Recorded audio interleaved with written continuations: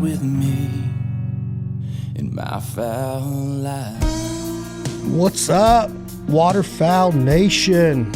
Welcome back to the Fowl Life Podcast, the 2021 Wildfowl Magazine Giant Gear Issue Podcast Series. I hope y'all are loving the new gear issue.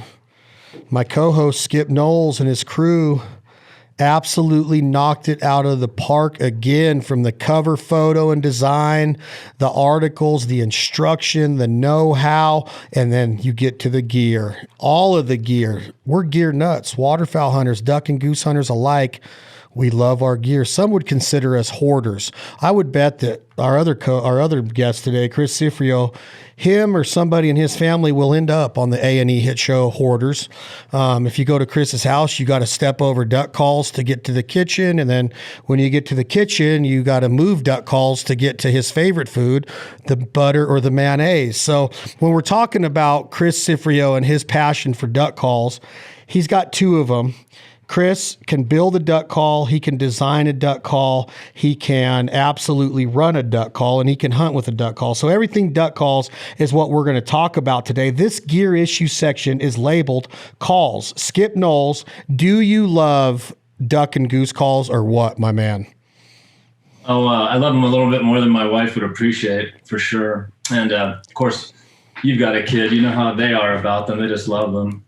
Each of my kids has their own lanyard, and when I'm really mad at my wife, I let them blow a predator call. But see, a lot of people tell me that when I blow a duck call, it reminds them of a predator call, and a lot of times coyotes do come in instead of ducks. You know, Zinke told me once a million years ago. He showed me how to do a mallard hen in distress, and I wonder if you guys could take that one. I don't really remember it, but it's a duck that's squawking more, I guess. But he'd called on slow days around riparian areas in the duck marsh and stuff. He'd called critters in, coyotes and stuff, doing good stuff.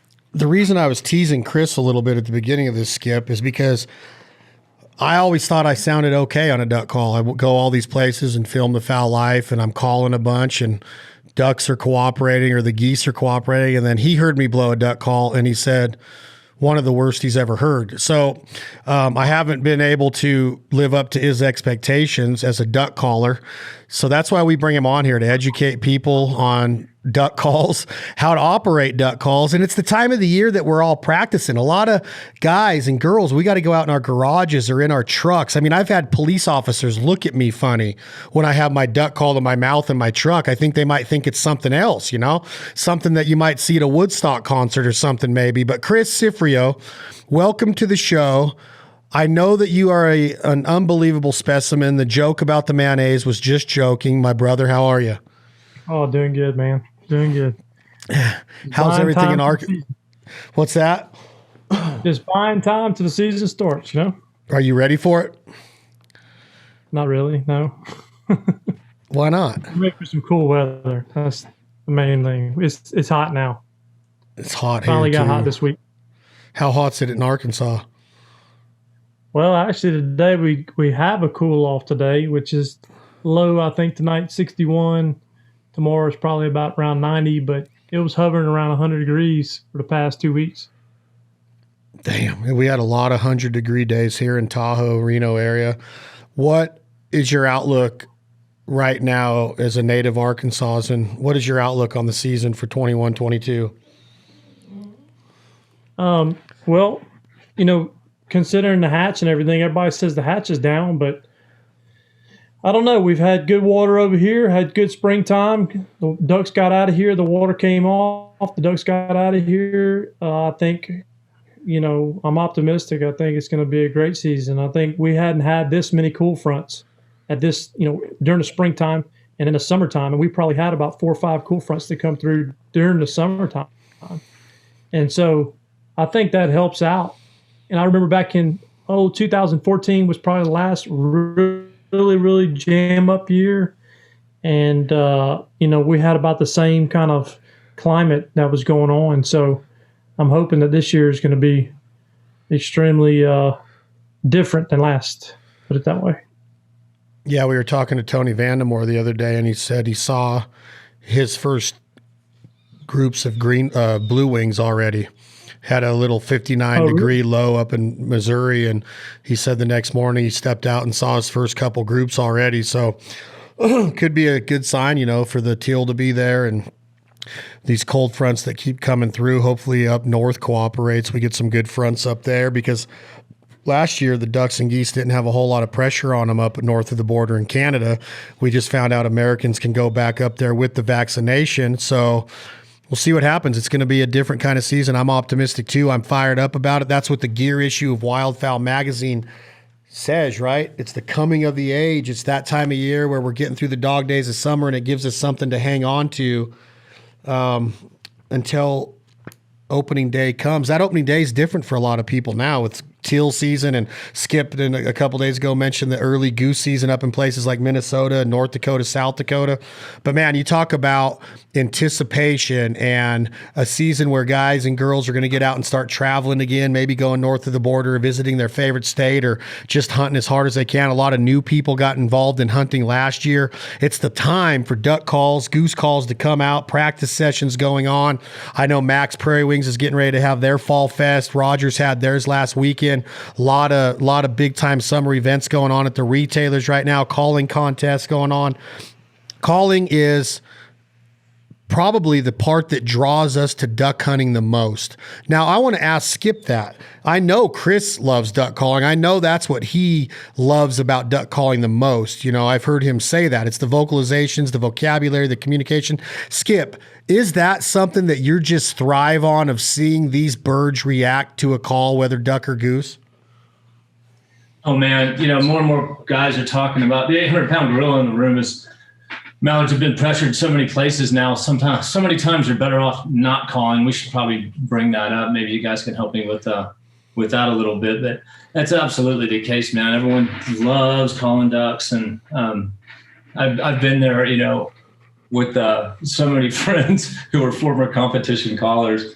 None of them are winners that I know of by chance, but they were all stage callers, and they are the first to land you. That's what they love to do, is to tease you about how bad you are. My buddy Mike Miller, he broke a lot of hearts at Rogers back when they had their calling contest, and his favorite line to me was, here, let me pitch that call for you. And he'd grab my call. I'm like, oh, it needs to be Tony. He'd pitch it off in the weeds, And I remember I finally got to hunt with Keith Allen with you. I was under a tree. We had all these mallards come in, and Chad wouldn't let us shoot them. We're filming. Don't worry, guys. It's going to be one of those days. And of course it wasn't. We didn't get any birds. And one lone hen came in behind me, and I'm with the great Keith Allen, and I open up with a quack. I didn't even see it. And he's like, you just flared the only duck we've seen in 2 hours. I'm like, so it's addictive and it's fun, but it can also be intimidating. I'd love you guys. We talked a lot last year about double reeds being kind of a crutch, and single reeds being where it's at if you really want to learn the art. I was hoping we could do something today. You guys could do something really welcoming in terms of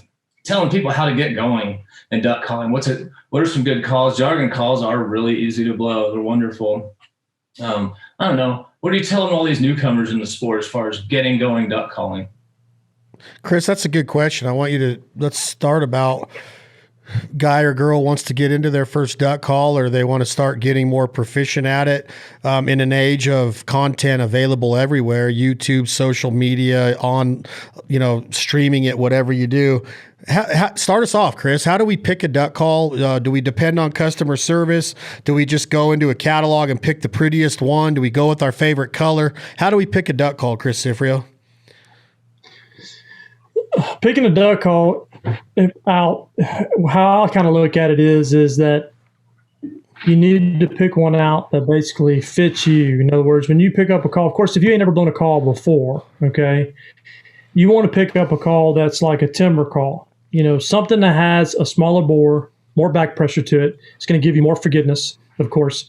And then once you get forgiveness into the call, you're going to start getting some, you'll start getting to where you're confident in the call by having that forgiveness, by having it to where the forgiveness will give you a better feed, a good quack, a good hail call, and so forth. But the main thing is I tell everybody is and we've said this 100 times, the definition of insanity is doing the same thing over and over again, expecting different results. Don't do the same thing over and over again. You can tell. A lot of people say, hey, look, I can't tell if I'm blowing right or wrong. But you can vocally, unless you're just deaf in an ear, of course, and there's some people that are, you can tell when it comes out of the end of a call if it sounds, somewhat like a duck. And so I tell everybody, for one thing, find a call that's a good call as far as like a timber call that's got good back pressure. Second thing is you want to make sure to practice basically good notes. Find the quack first. Find the feed call. Start off with a feed call and a quack. Get that down 100%, and then you can move on to cadences. And the third thing is basically trying to make sure that you don't sound like a rubber band. And a rubber band is basically when you take a rubber band and you pull it back and you flick it, it bounces back. You want to have a fluent cadence when you start your cadences. You want to have it to where it's one note behind each other. Just like you was to play a saxophone or a flute or whatever, you want those notes right behind each other. You don't ever hear somebody playing a guitar and going rum, rum, and just stroking. They're right behind each other with that stroke. So finding a call that fits you, of course, mouthpiece and everything, good in your hand, is comfortable in your hand, and then of course try to pick out a timber call first. You can always be louder later on, but try to pick out a timber call because that's going to have more back pressure to it and more forgiveness in order to make you a better caller and be more confident. And another thing I'll add on top of that, Skip Knowles, is the customer service and the dependability and reputation of so many great call makers across the country.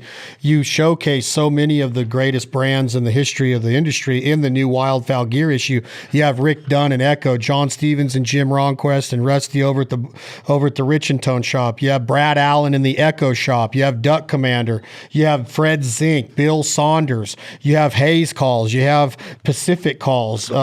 There's so many choices out there. Great call manufacturers, guys and girls that take so much passion and pride in what they're producing with the materials, the tuning. Do some research, do some due diligence, word of mouth, find out who's using what, why they like it, what they're looking for, and then call the shops. Talk to these guys that are making the calls. Get their advice on what is it that you want, a double reed, a single reed, a longer reed or a shorter reed. Do you want a call that has a longer barrel on it or a shorter barrel on it? Do you want a cut down style call for the timber? There's so many choices. It's an education process, and I think that's why it becomes a collector's deal. Guys and girls alike love to collect duck calls because, one, they're beautiful, two, they are collector's item, and three, you can get a different sound out of most of them, and you're going to find that one go-to or those two go-to duck and goose calls, spec calls, snow calls, Canada goose calls, that you're gonna consistently hang on your loops on your lanyard and use it during the duck season. And that's what it takes. Is it's going to be trial and error. It might take you 4 or 5 manufacturers until you find that call that just fits you perfectly, both in your hand, your lips, your mouth cavity, everything, your air presentation. But I would do my due diligence and just start calling around. Call people that have been in this game for a while and pick their brain on what it takes to become a proficient duck or goose caller, because I'm going to tell you right now, it's not easy. It is not one bit easy. It takes a lot of continuous and consistent practice efforts and sessions with the right mentality and the right form and the right mechanics. So, picking a call, it's very important. And, this magazine right here, the gear issue, it goes through and gives you very good descriptions of call makers, their stories, and certain calls that are in their repertoire, in their offering for the 2021-22 season. I did it that way. I used to call Phil Robertson like it was going out of style. I used to call Fred Zink to where when caller ID came about, I've noticed that Fred wasn't answering my calls as much. And Don would be like, it's that weird dude from the desert in Nevada. And then I'd call Tim Grounds and ask Tim, how do I blow this note? And, hey, bub, what are you doing? He'd be smoking a cigarette, tuning a super Magnum or something. And he would sit there and listen to me for an hour. He would listen to me. Now you can go on and watch videos of Tim and Fred and Phil Robertson or Jace Robertson or Chris Cifreo all over YouTube and all over the internet. And then if you need to, you can contact them through social media means or through their website or through their phone number at the shop. It's a working man's, working woman's game. If you want to get better, you have to work at it and you have to do it persistently. So anyway, Skip, I know it sounds like a science. I truly believe that it is, and it takes a lot of practice to become proficient at it. It takes not having small children at home. Before, I don't think we mentioned this last year. Gosh, what is this, our 13th podcast for the gear issue in combination with last year? And just so everyone knows, we're going to air the ones from last year again on the Wildfowl site and through all the usual podcast venues. But I don't know where I was going with that. I wanted to mention, there's a bunch of great stuff on the Jargon site. Some 12 or 13 little video vignettes about how to do a flat quack, and I hadn't really thought of that as a thing, and it was all very educational. It's a good place to start, even though, like you said, we are inundated with tons of information these days from YouTube and everything. But you guys did a good job on that. It's succinct. I appreciate it. Yeah, I mean, there's a lot of manufacturers out there that are putting the time in to content and instruction. It's so important for these manufacturers to develop credibility and trust within the market space, right? To get that consumer to say, whoa, I'm not only getting a duck call, but look at all of this that I can go and learn with. It used to be to where you buy a cassette tape of Tim Ground's Mechanics or The Art of Commanding Ducks with Phil Robertson, and you have to have a VHS player. Now you can put on a podcast. You know, we do so many on the Fowl Life podcast, Jargon edition, that you can just put on a 90-minute podcast and get some hints. You might pick up one thing out of it, but it doesn't take anything to find the content. You just got to search it out. I liked your idea about talking to guys, though, like Ron Quest and people who have just been there and done it so much, and they can listen to you, maybe even the sound of your voice, and figure out what a good starting point, you know? Yeah, I think that, you know, Chris has done this so many times. I was, who was I talking with the other day? I was talking with, oh man, you guys don't quote me on this, but I was talking with somebody about practicing certain parts of the hunt without the actual tool. I got to remember what it was, but you know, Chris and I talk about walking around and practicing this air presentation, Skip, and making the sounds. And Chris does it all the time. I hear him walking around, and my friends or my daughter catches me. I'm just walking around going,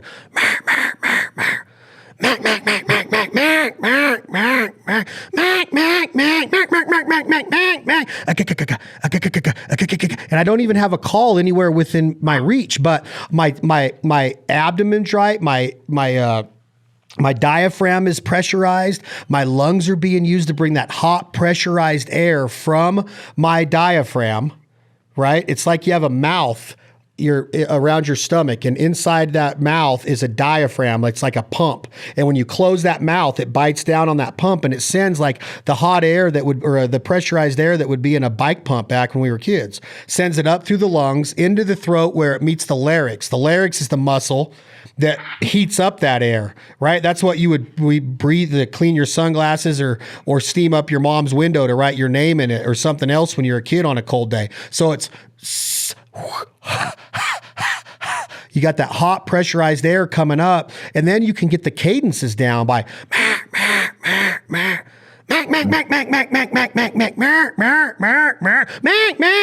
changing the shape of your tongue and the fatty tissues in your mouth. You can change the tone and the pitch of those hen mallards, and then you can tighten your diaphragm a little bit more and get that chatter,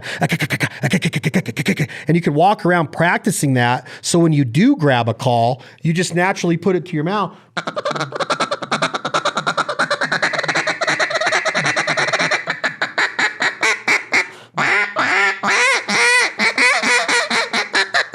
And you practice that without a call, and then it becomes more recognizable when you do put the call and you're presenting that hot pressurized air into that duck call body and you're operating it. You're not blowing into the call. Chris, talk on that, please, that you're not blowing air into a call per se, like you would be blowing out your candles on a birthday cake. No, you're not blowing straight cold air. That's the biggest thing is fogging a window. You know, you have to be fogging a window. Don't get me wrong. I mean, you could take a call and just blow into it and get rattle and rasp and so forth. But in order to get voice out of a call and to sound basically ducky, you have to be blowing hot air. Now, there's certain calls in the market. That's what a double reed is designed for, is to be able to blow. For guys that don't know how to blow hot air, you can take a double reed and pick it up and be blowing, just blowing the call. And getting a good, rasp and quack and sounding, like a duck. I mean, our double reed, like I said, you can just take it and put it to your mouth and it sounds like a duck. But in order to get, that's just one, it's like a monotone. There's just one duck per se out of that call. You can manipulate it a little bit to get other ducks, but it's mostly just one duck. But you take a single reed, and a single reed call, you got to put voice into it and, fog in a window, and you can get 6, 7, 8 ducks out of it if it's tuned right, of course. And so, a single reed will basically make you proficient on a duck call very quickly. And the reason why is because there's a borderline of having too much hold or too less of hold. And if a call is tuned right, which most calls in the market are, when you blow into that call, if you don't open your throat, that call is going to lock down. And so in order to get that call going and get it ripping, you got to open that throat and be fogging that window constantly, blowing that hot air over and over again. And I've always told people, and I helped a guy out the other day. He called and he's like, man, I can't figure out how to open my throat. I was like, can you whistle? And he said, yeah, I can whistle. I said, we'll start by whistling into the call, but take away the actual sharp whistle. And so when I blow into a call, I'm saying oot, oot, oot, but I'm taking the word away. So I'm going oot, oot, oot. And if you listen to me, I can actually incorporate a whistle in there and then take it away.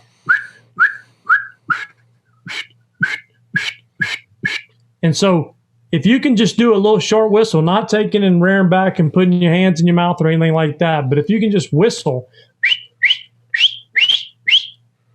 that's the same air that you're using to blow a duck call.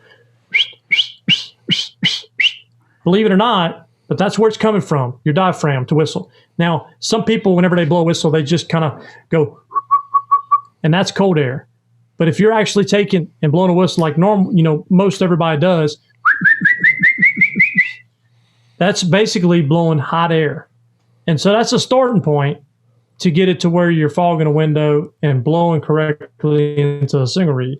The hardest thing to do is to accomplish a single reed.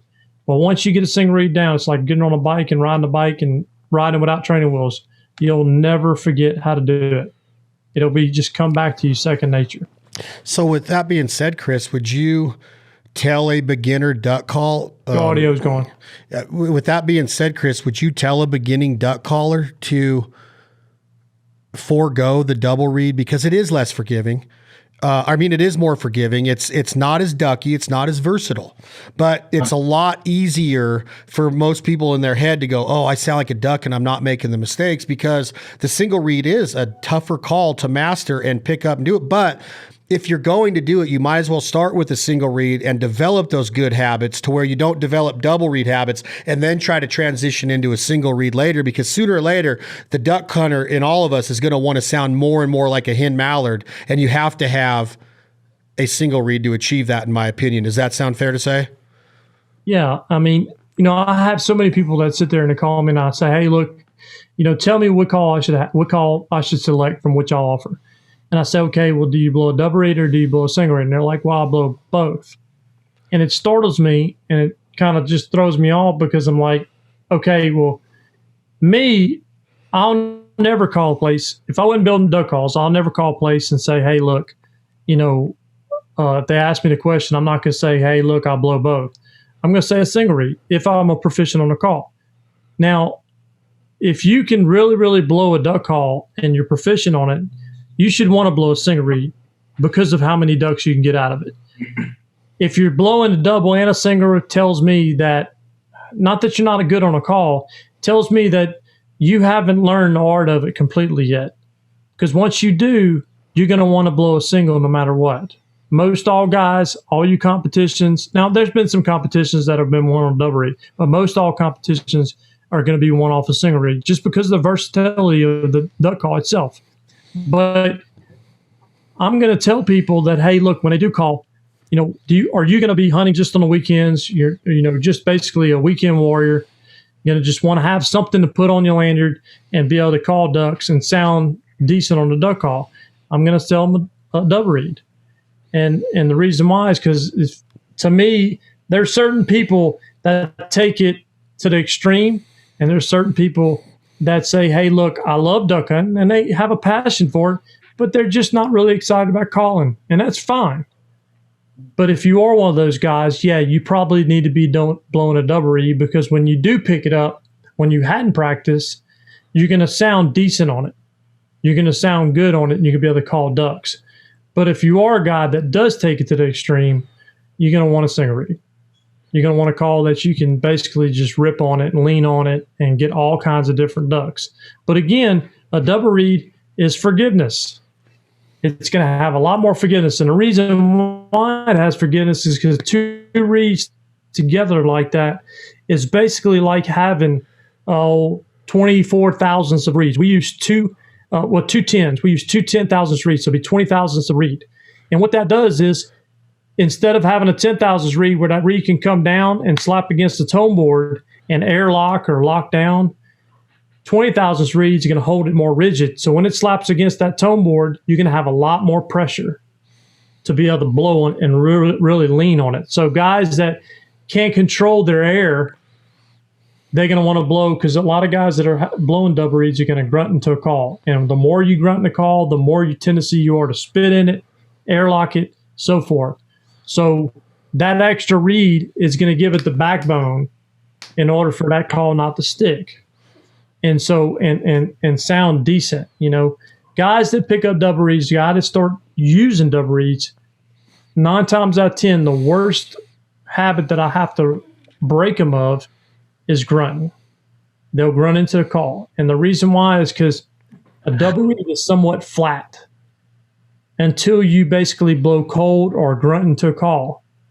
And when you grunt into it, it's going to basically make it to where you can't break that habit. It's hard to break that habit. So I always tell people, hey, if you're really serious, you're an extremist, you love duck hunting, pick up a single reed, learn the single reed. There's all kinds of things I could say as far as on fishing. If you're really, really serious about fishing, don't pick up a Zebco and start fishing with a Zebco to push the button and just throw it and release the button. Pick up a bait casting reel to where you have so much versatility. You can flip with it, you can pitch with it, you can skip docks, all that stuff. It's the same thing with bass fishing. If you're serious about it, get a single reed. Skip, does that all make sense? Oh, absolutely. You guys had a lot of great points there. And I blew double reeds forever, not really realizing what I was missing. It brings up another point, though. I wanted to raise last year that we didn't. I'm pretty terrible at tuning calls, especially goose calls. I'm known to take them apart, screw around with them, and have them squeak and short out on me now, worse than when I started. I was wondering if you guys got me thinking about this with single and double reeds. It seems like a double reed would be harder to tune because you get twice as many reeds in there. But I've also have some old double reeds that almost never need tuning. And I've had some new single reeds that would stick pretty bad. How do you learn to tune calls? I could write a book on that.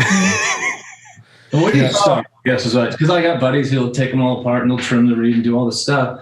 And I don't really know what they're doing. And I want to learn more about it. I don't know. Where do you get? Let's start right here. If you got a call that's basically, a good call and it's been sounding good the whole time. You ain't had no problems with it, but all of a sudden, one day it starts locking on you. It starts sticking on you. There's a difference between airlock and there's a difference between sticking. So airlock is basically when you're just blowing into a call and you're opening your throat and it just locks down. What happens is there's not enough pressure on that reed to hold that reed up. Okay, so it'll start airlocking on you, and the way to fix that is, that's what we call a call getting flat. When a call becomes flat, there's no body to it. It doesn't sound like raspy on the top end.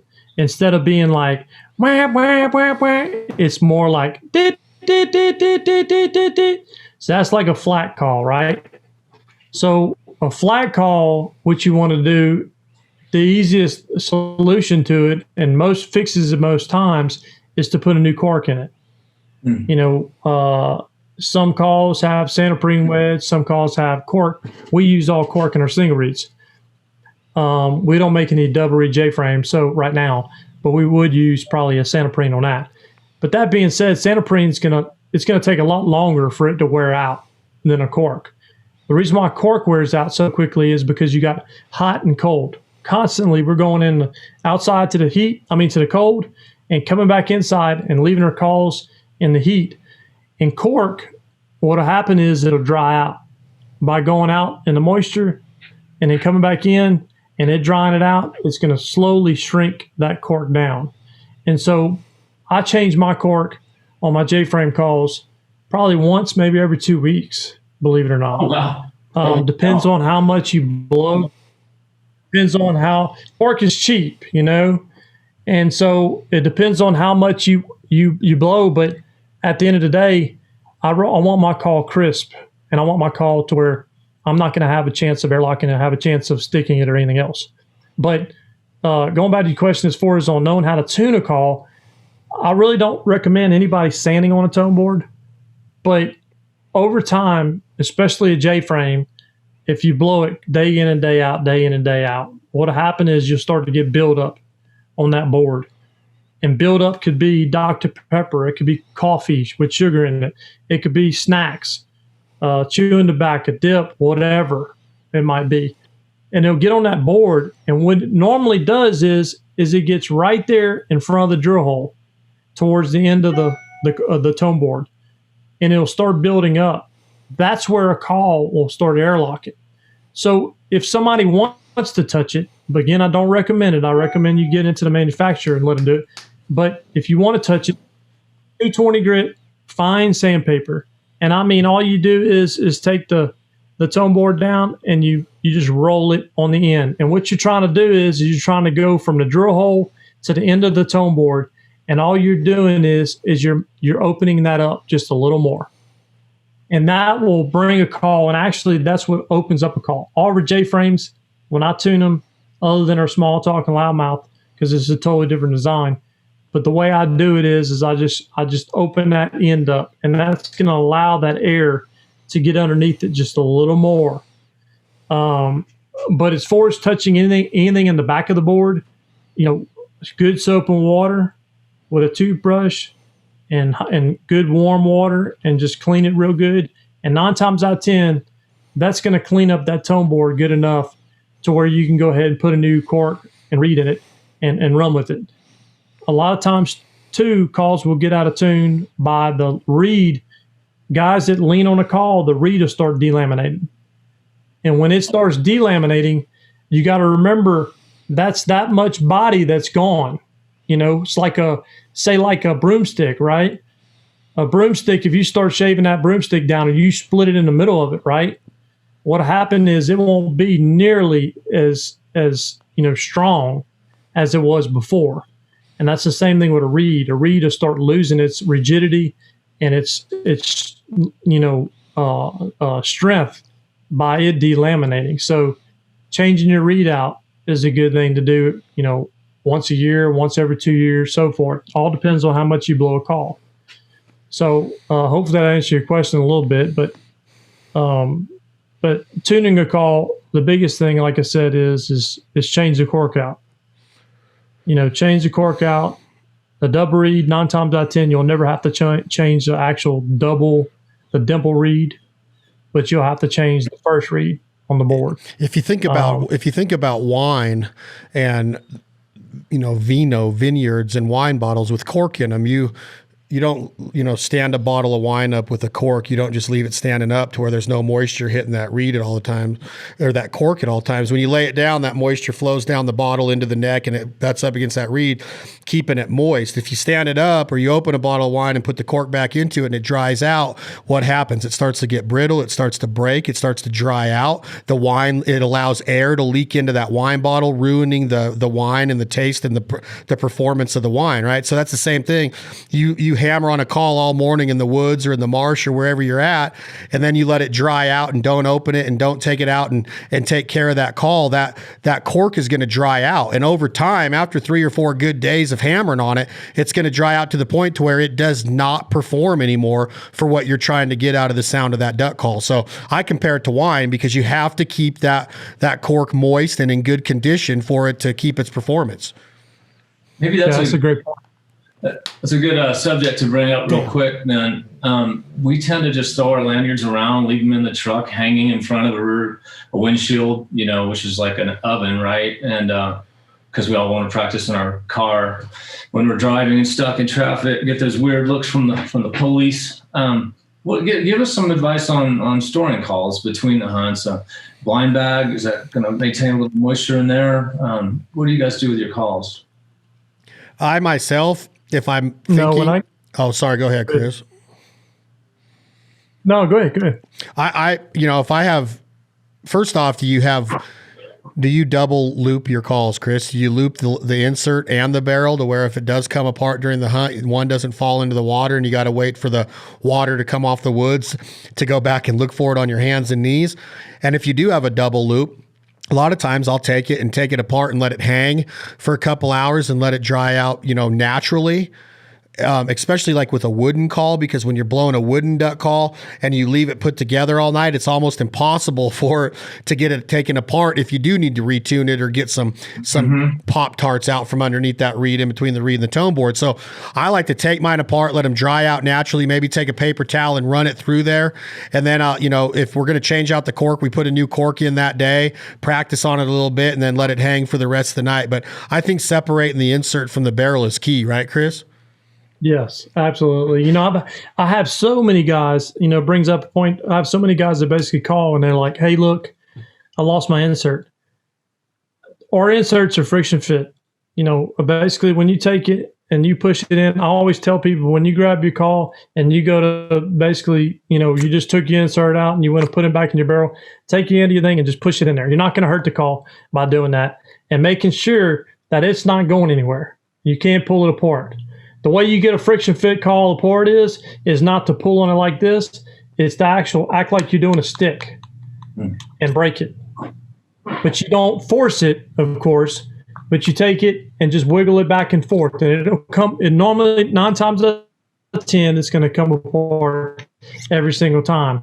If you can't get it apart for some unknown reason, especially a wood call, put it in the freezer. If it doesn't come apart, then you just, hey, look, you're just out of luck. It ain't, you're just not going to get that call apart probably, or send it back to the manufacturer and they'll probably get it apart for you. But storing the calls, the main thing I tell everybody is don't leave your calls sitting in the rearview mirror of your truck. And the reason why is because if I take a sheet of Mylar and I roll it up, and I put it in the shop, and I just try to leave it flat. And that's how our Mylar comes in. It comes in a roll. So I have to leave that Mylar indoors, okay, on a flat surface for at least 2 months, maybe even 3, to get that sheet flat to where I can start cutting reeds out of it. And that's why they always tell you when you grab a reed, there should always be a bow in the reed when you grab it and put it between your fingers. And the reason why is because the Mylar is rolled on a roll. So you always grab it, find the bend, and the bend goes up on the tone board. But you take that Mylar and you put it outside and put it on a flat surface, and within a day, I guarantee it'll probably be flat, but it'll be cooked too, and it'll probably be ruined. It'll get the glue and ruin the glue in the actual Mylar. So what's going to happen to your call in a truck, you're going to basically take that reed and damage that reed in that call. You're not going to damage the acrylic, but you're going to damage the reed. And it's going to take that reed, and again, you got pressure on a cork onto that reed. And so that pressure pushing down on it could take that reed and flare it up and make it bowed up and so forth.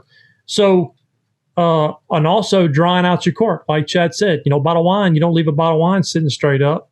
Some people I'm sure do on accident, but you lay it down to keep that moisture in it. So leaving your calls in the truck's the worst thing you can possibly do. Now, during the hunting season when it's cool and it's 40 degrees outside, 30 degrees, 10 degrees, whatever, you're not going to have no problem. That's fine.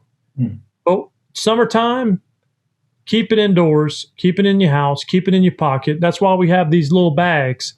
You can put your call in your pocket and not have no pocket lint or anything getting in your call. That's why these were basically designed back in the day. Whenever people were blowing competitions, they put their call in here. to prevent anything from in your pocket getting into the reed and airlocking or locking it down. So you want to take care of it. It's an investment. You're paying, $100+ for a duck call. You wouldn't leave your shotgun in your truck the whole summer. Take it in, keep care of it, keep it conditioned and so forth. So, but that's where I would store my call is indoors, unless it's wintertime and you're duck hunting, you're out and about and you can be blowing that call day in and day out.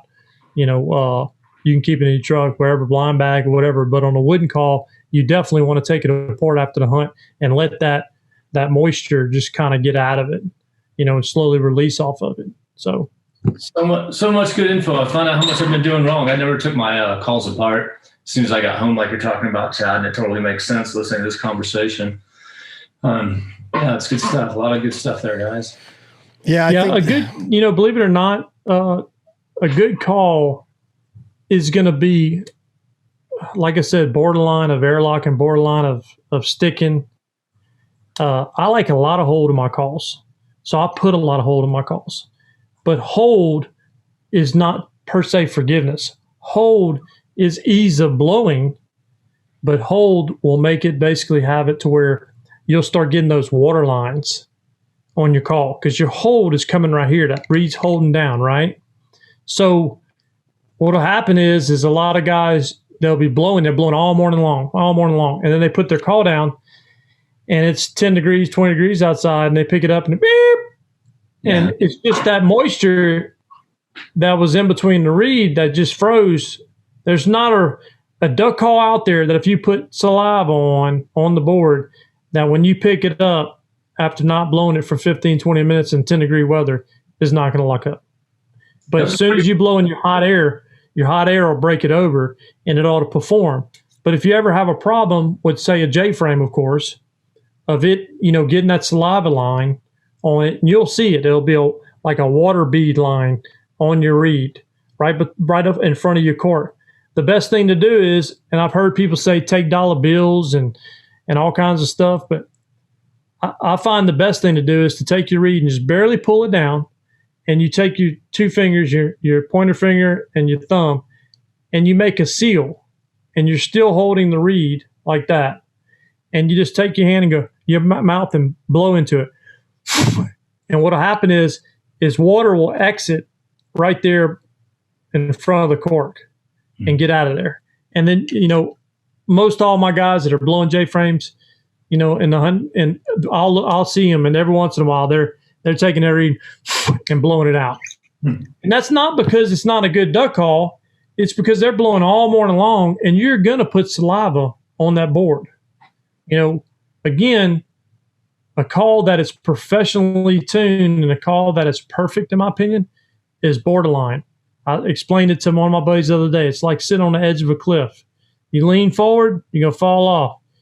You're right on top of that cliff like this, and backwards and front, you can fall off. So if you just sit on the side, you just hold it steady. That's exactly what a duck call should be. It should be borderline having too much hold, and it should have borderline too much back pressure. And that makes a good duck call. But you're going to have to maintain it, and you're going to have to maintain it in the field if you want it to be, performing to the perfect thing. You can't swing a golf club and pick up a chunk of grass and leave the mud on it and expect to go hit the ball the next round and have backspin on it, right? They're not going to do it. So you got to keep care of your stuff. You got to take care and you got to maintain it in order for it to perform the best. Chris, we have about 10 minutes left in the podcast right here at the Wildfowl Magazine 2021 Giant Gear Issue podcast series with the Fowl Life. Why don't you talk to us a little bit about, now we got the call, we understand the cork, the construction of the call, the maintenance of the call. What do we do to get that first little bit of duck? Do we start with a quack? Do we start with a cadence and a greeter? I'm going to start you off by saying I kind of like punch you in the gut and I knock the air out of you, and you're trying to tell me a secret, or you're trying to tell Skip that you want one of those badass hats he's got on. Skip, I can't. I need that hat. I need that. Skip, I Can I get, I don't, so take it from there, Chris, that your air's out of you. You're pressurized. You're trying to tell me or Skip a secret about his awesome wildfowl hat, that you want one and that you're going to send him your address, but you don't have any air in your diaphragm. Take that and run it into how we control a duck call off of that. There's our hatch right there, Chris. How do we run a duck call, Chris, off of that analogy of getting all the air knocked out of us with a punch to the gut? Yeah, so that's exactly what you do. You want to fog a window. You want hot air. It's like you're getting punched in the gut, like you blowing those candles out. Like you said, you and blow the candles out. Take a sheet of paper. You took a sheet of paper and put it on the surface and blew underneath it. If you blow it, it's going to blow away. But if you pop the air and by just fogging a window, you'll pick that sheet up and it'll fall back down. Pick it up, it'll fall back down. It's a great analogy that you had as far as on that. So by doing that, the one thing you don't want to do is you don't want to peck. You don't want to take a call and just go, because what'll happen is you'll be cutting quacks off. I tell everybody that when you're learning to quack, extend that quack out as long as you can. As long as you can extend that quack out. And then you can slowly start shortening it up. But what you're doing is you're holding that air. If you're running out of air, then you're blowing totally wrong. Because you ought to be able to hold a quack, just a long, drawn-out quack, if you're presenting the right air into the call. So again, you're fogging a window. I say oot. I don't know what you say. A lot of people say hut, vut. There's all kinds of different words that they say into a call. But you got to start out giving somebody, hey, what should I say into the call? So I say, hey, hut into the car or oot. And I act like I'm whistling. So, and I take my whistle away. So it's pressurized air. And I don't know if you can hear a quack, but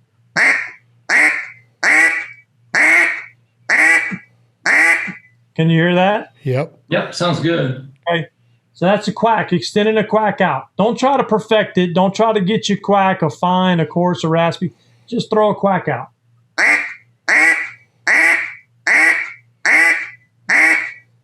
And then you can shorten that quack up. Then you can start perfecting that quack. Get that quack perfect. That's the first call. You can go out and kill duck quack all day long. I did it back in the 90s. I'd go out, I had a Drake whistle and a quack. And that's the only thing they'd respond off of, was a Drake whistle and a quack. Nothing else. If I did a cadence, they would flare. But I would literally just sit there and go, and then hit a Drake whistle. Quack, quack. But that being said, the quack is the stepping stone. Everything is based off of a quack. Your feed call, everything. Your hail call, your greeting call, all that stuff is off of a quack. So taking and blowing hot air, saying oot, and like whistling, I'm going to blow in the back of the call. And I can't whistle with my lips not closed, but I'll do it away from the call.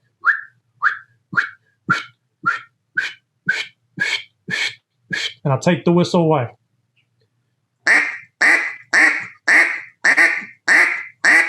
And trying to get voice out of call. Again, you don't want to sound like a rubber band. You don't want to bounce it.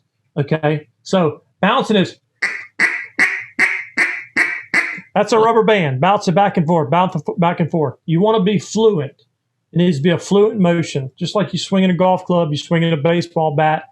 You want a fluent air coming out of there.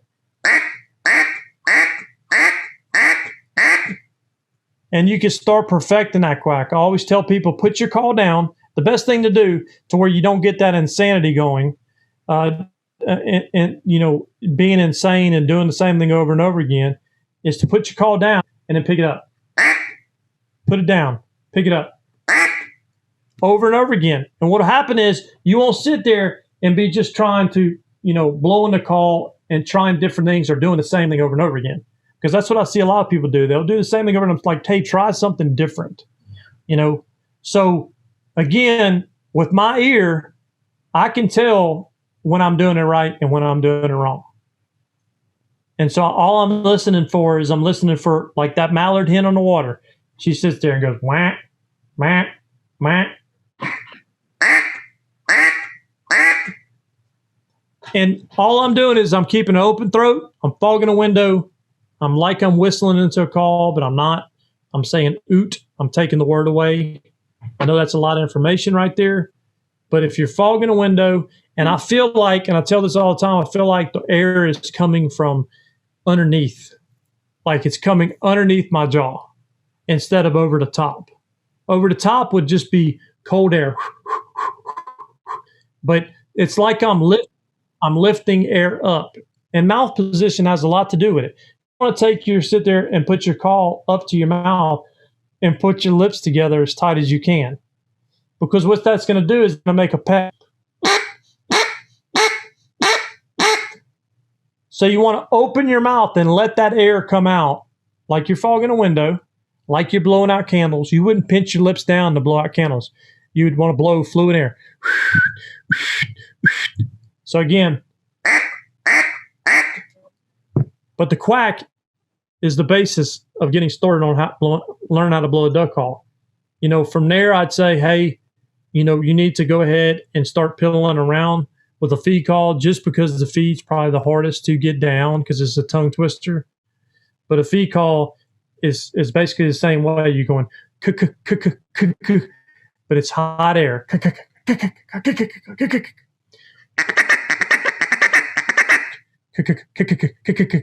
A lot of people say ticka, ticka, ticka, ticka, ticka. And what ticka does is ticka leaves out the voice. It's more of a peck. Versus if you hear the voice come out,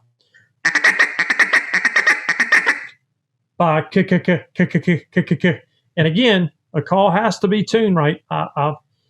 Whenever I was first starting to blow duck calls, until I got me a good one, I was like, man, it's so hard to get a feed call down. Golly.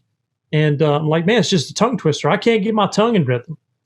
But it wasn't so much me as it was the call. The call was just not tuned right. It was, you got to have, again, it's like that cliff. You have too much, too little. You got to be right there in that happy medium range. So, I don't know if that answers your question, Chad, and gets you started and gets other people started on blowing a duck call. But, and I don't know how much time we got left, but that's basically what you got to do as far as if you're just starting out, or you want to get better, or you're blowing wrong and you want to start blowing the right way.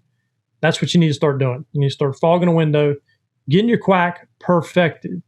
And once you get that quack perfected, I'm telling you, everything else slowly after that just comes perfectly smoothly along, because you've already built that foundation. And so once you build that foundation, everything else just falls in place right on top of each other. Yeah, I think that if people have a clear understanding of how diverse the vocabulary is. Now, the vocabulary of a Canada goose, which we're going to get into in a later podcast with Fred Zink for Wildfowl Magazine Gear Issue, is way more complex than a mallard duck. Now, a mallard duck's vocabulary is not like the English language. A lot of people will think that, man, English is so much easier than Spanish or Italian or something. That's because we're here and we could, go learn Italian, whether it's through school or an online deal. But people will tell you that learning the English language is difficult with all of the different adjectives and verbs and pronouns and, everything that goes into the language. It's very difficult, double meaning of words that are spelled the exact same. A duck's vocabulary is very little. You got the greeter, you have the separator or the quack or the chatter, which can be called a feeding chatter or the separator call because they're separating from each other.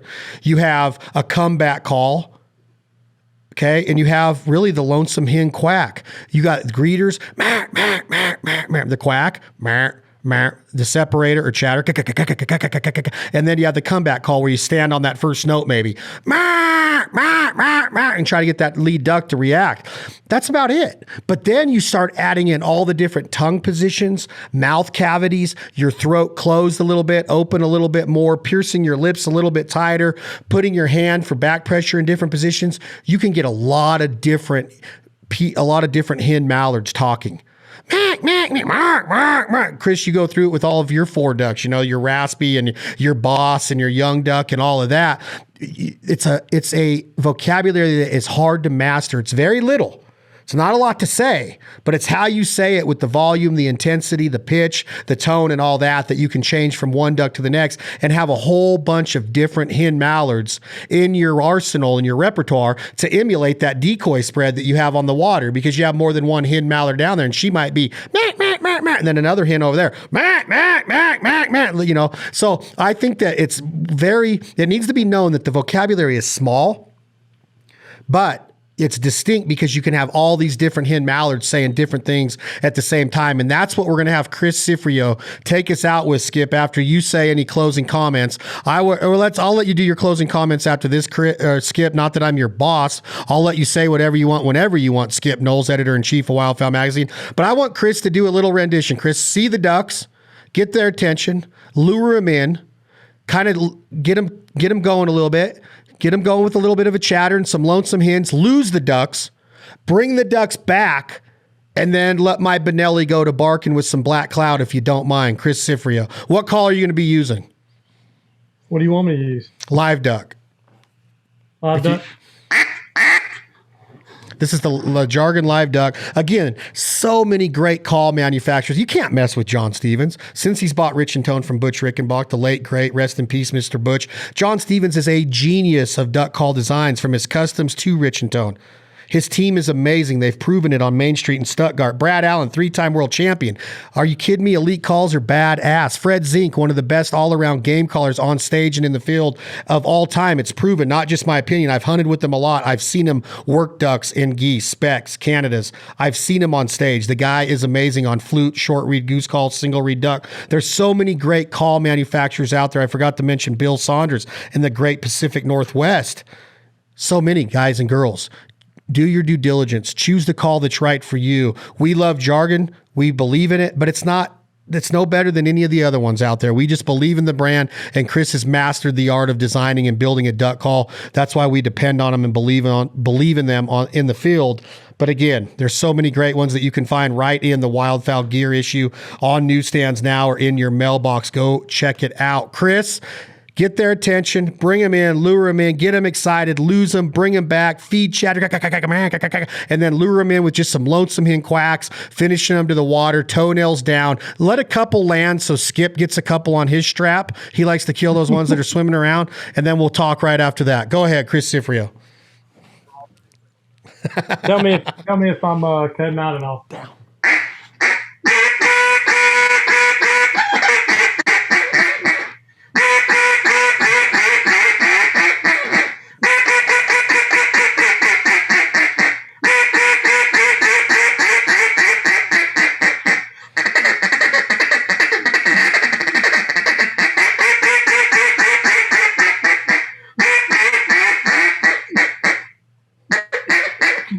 They coming around the corner.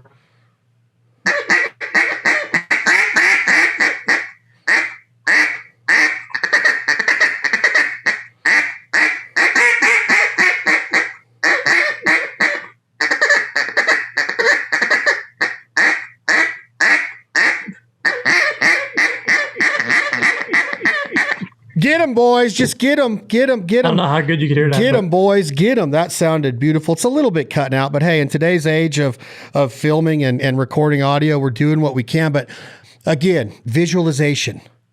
Go get your duck call right now. Go outside. Look up in the sky. Picture ducks. Look at a picture in the Wildfowl magazine. Picture them. What are they doing? Read them. Find what they're saying, their posturing, their body language, their flight feathers, their tail feathers, their wingtips, their feet, their breasts, their neck. What are they doing? Learn to read that body language. This is an art that I feel is being lost in society and in our communities because it's so easy just to send a simple text message to tell your mom you love her or to tell Skip Knowles hello. Why not pick up the phone and call?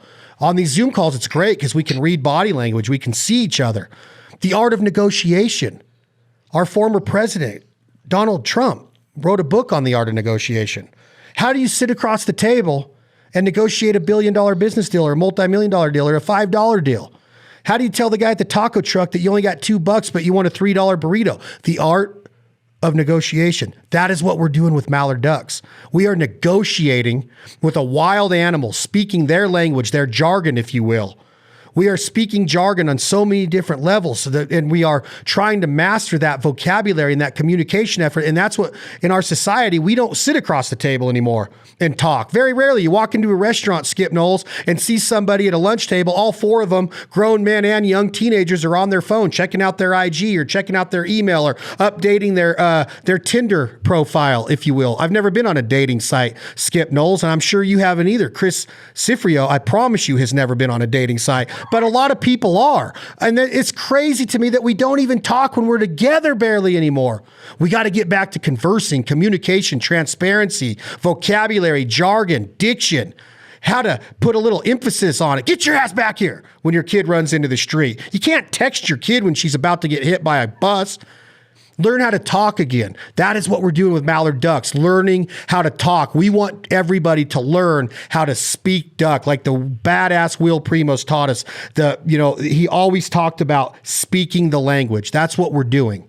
Okay, The Art of Commanding Ducks, Phil Robertson and Warren Coco, the greatest duck hunting video of all time, Duckmen of Louisiana. They absolutely manhandle gadwalls and mallards because they know the art of commanding ducks. Okay, Fred Zink talked about paralyzing ducks and geese, hitting that note, and just that hit, and they just shake all down into your decoys because they can't take it anymore.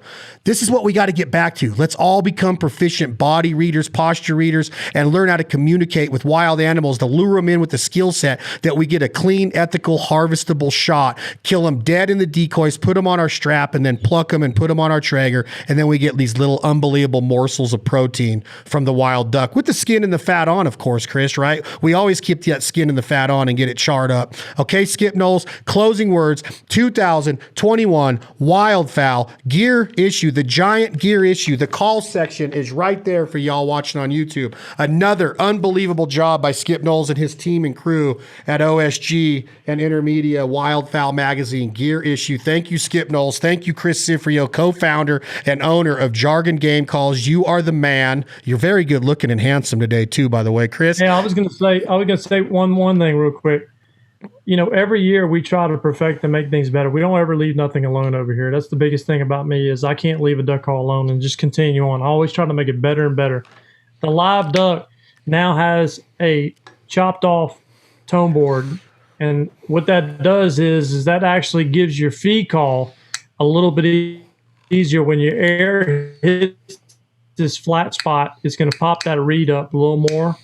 So that's changed. I've modified just a little bit on the tone board. And one good thing about it is that on your feed call, it's really, really easy to feed. You're not going to have that one to lock down.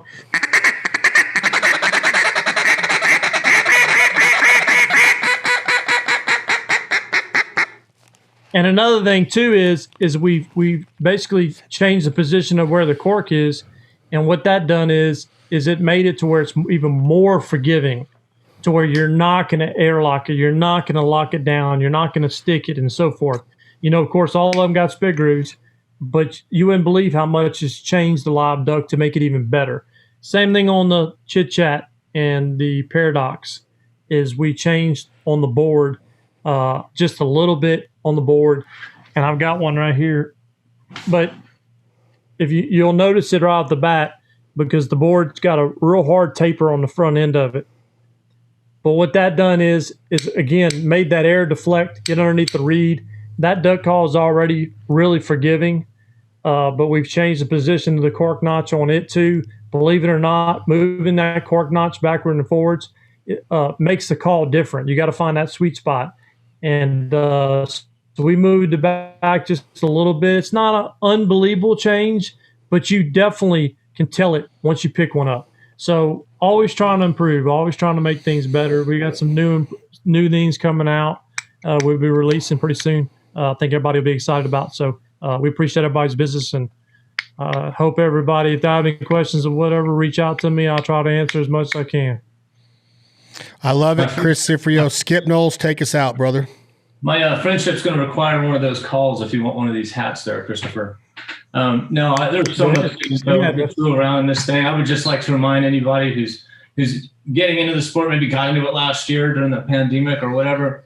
The number one takeaway I take away from all that great information Chris and Chad threw out there is just that the quack kills more ducks than anything to master that quack.